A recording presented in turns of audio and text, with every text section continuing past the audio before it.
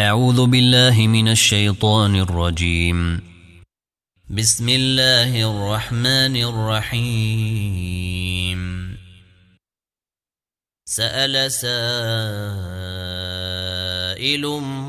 بعذاب واقع للكافرين ليس له دافع من الله ذي المعارج. تعرج الملائكة والروح إليه في يوم كان مقداره 50,000 سنة فاصبر صبرا جميلا إنهم يرونه بعيدا ونراه قريبا يوم تكون السماء كالمهل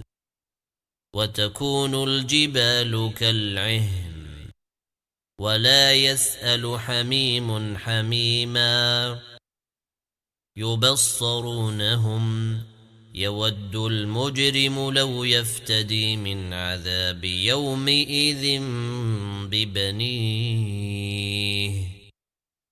وصاحبته وأخيه وفصيلته التي تؤويه ومن في الأرض جميعا ثم ينجيه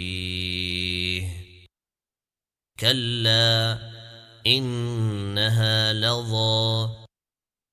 نزاعة للشوى تدعو من أدبر وتولى وجمع فأوعى إن الإنسان خلق هلوعا إذا مسه الشر جزوعا وإذا مسه الخير منوعا إلا المصلين الذين هم على صلاتهم دائمون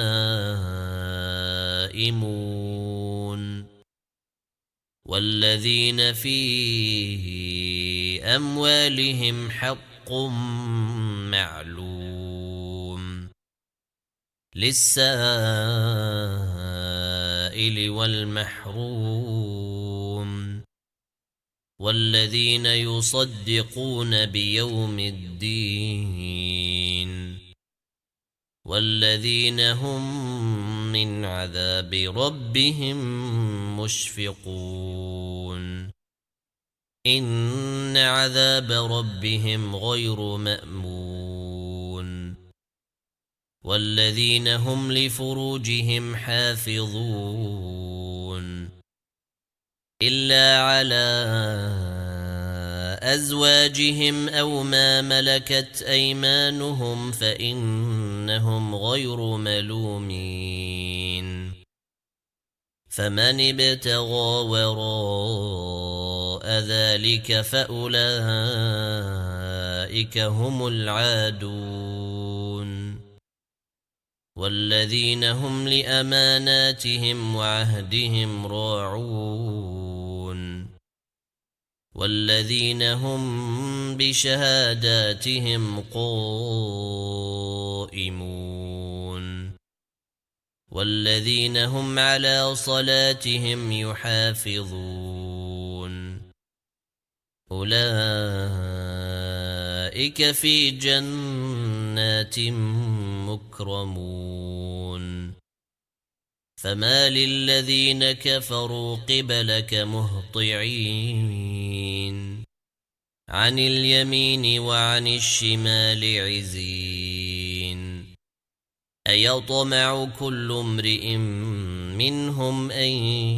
يدخل جنة نعيم كلا إنا خلقناهم